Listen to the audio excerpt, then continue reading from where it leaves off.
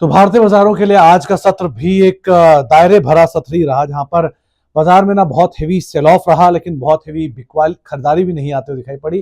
तो एक दायरे के अंदर ही इंडेक्स कामकाज करता हुआ दिखाई पड़ा। सेंसेक्स की बात करी जाए तो करीब करीब फ्लैट टू नेगेटिव साइड पे जाए कहीं बंद होता हुआ दिखाई पड़ा। निफ्टी 27 अंकों की गिरावट यानी कि फ्लैट टू नेगेटिव साइड पे ये भी रहा। निफ्टी बैंक जो कि आधा परसेंट के आसपास की बढ़त के साथ आज बंद हुआ, लेकिन जो प्रेशर था वो था मिड कैप स्मॉल कैप में। मिड कैप इंडेक्स आधा परसेंट नीचे और स्मॉल कैप इंडेक्स भी करीब करीब एक चौथाई फीसदी गिरावट के साथ बंद होता हुआ दिखाई पड़ा। आज सबसे ज्यादा जो खरीदारी थी वो फाइनेंशियल सर्विसेज में थी, ऑटो में थी, फार्मा में थी, लेकिन बिकवाली आज देखने को मिली आईटी में, और एक तरफा बिकवाली करीब करीब 3% के प्रेशर के साथ यहाँ पे बंद होता हुआ दिखाई पड़ा आईटी इंडेक्स। साथ ही साथ रियल्टी और मीडिया, दो और ऐसे इंडेक्स यहाँ पर 1.5% के आसपास की बिकवाली आज के सत्र के अंदर आते हुए दिखाई पड़ी। इसके अलावा अगर कुछ और सेक्टर स्पेसिफिक या फिर निफ्टी के टॉप गेनर लूजर्स की बात किया तो आज निफ्टी के बढ़ने वाले शेयरों में जिन शेयरों का नाम शुमार था उसमें सबसे ऊपर नाम आता है इंडसइंड बैंक का। 4.5% के आसपास की खरीदारी यहां पर देखने को मिली। टाटा मोटर 3% ऊपर रहा, कोटक महिंद्रा बैंक 2.5% ऊपर रहा और बजाज फाइनेंस करीब करीब 2.25% के आसपास की बढ़त यहां पर भी आते हुए दिखाई पड़ी। गिरने वाले शेयरों में आज इन्फोसिस, विप्रो, टेक महिंद्रा, तीनों के तीनों आईटी के नाम, जहां पर तेज प्रेशर था, करीब 2.5% से लेकर 4.5% तक की बिकवाली यहां पर आते हुए दिखाई पड़ी। नेस्ले एक और ऐसा नाम जो कि 2.5% की बिकवाली के साथ आज के सत्र में बंद होता हुआ दिखाई पड़ा। इसके अलावा आज मिड कैप गेनर्स में बीएससी 5.5% की तेजी के साथ बंद हुआ। इसके अलावा आज खरीदारी थी एनएलसी इंडिया में 4.5% की खरीदारी यहां तक सुंदरम फाइनेंस 4% ऊपर रहा और आदित्य बिरला कैपिटल करीब करीब 3% की तेजी के साथ ये भी बंद होता हुआ दिखाई पड़ा। मिड कैप में गिरने वाले शेयरों में भारतीय हेक्सा 6.5% नीचे रहा, इंडस टावर 5% नीचे, पीबी फिनटेक 5% नीचे और आइडिया करीब 4.5% के आसपास बिकवाली यहां पर भी आते हुए दिखाई पड़ी। स्मॉल कैप साइड पे केसी इंटरनेशनल 3.5% की तेजी के साथ बंद हुआ, क्रॉम्पटन 3.5% ऊपर बंद हुआ, एजिस लॉजिस्टिक्स 3.5% ऊपर बंद हुआ और आवास फाइनेंशियल करीब करीब 3% के आसपास की बढ़त यहां देखने को मिली। लेकिन स्मॉल कैप में बिकवाली थी आईटी स्पेस से एफएसएल में 7.5% की बिकवाली, आदित्य बिरला रियल स्टेट करीब 4.5% नीचे, रैमको सीमेंट 4.5% नीचे और एचबीएल इंजन करीब करीब 3.5% के आसपास की बिकवाली यहां पर भी आते हुए दिखाई पड़ी।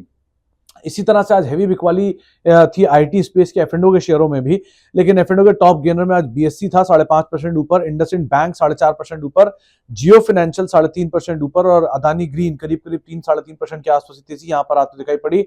एफएंडो गिरने वाले शेयरों में एलटीटीएस 5.5% नीचे, इंडस टावर करीब 5% नीचे, पीबी फिनटेक 4.5% नीचे और लोधा 4.5% के आसपास की बिकवाली के साथ ये बंद होता हुआ दिखाई पड़ा।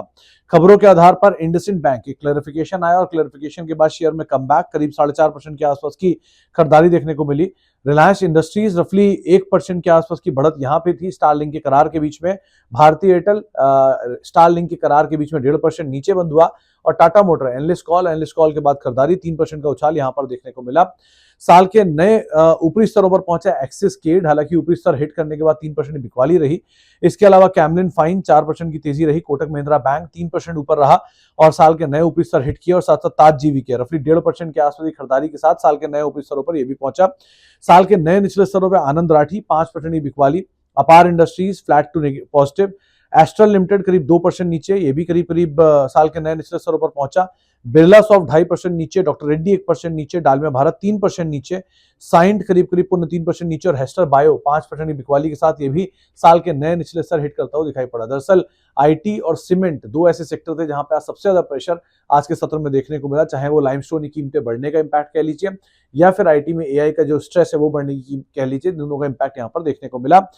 लेकिन ये तो आज पूरे दिन का हाल रहा। कल के लिए क्या रणनीति होनी चाहिए? जानकार मान रहे हैं कि अभी भी बाजार में आप तेजी में बिकवाली करके चलेंगे, हर तेजी बिकवाली के लिए इस्तेमाल होगी, तो सेल ऑन राइज की रणनीति रहेगी।